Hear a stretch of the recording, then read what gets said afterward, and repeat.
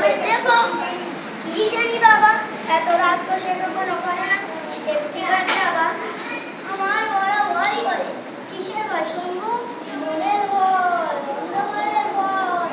কবি কথা শুনবো যে বোন আমাদের খাওয়ায় পড়ায়, যেখান থেকে আমার বুড়ো বাবা লন্ডনটা নিয়ে আমি পারবো না।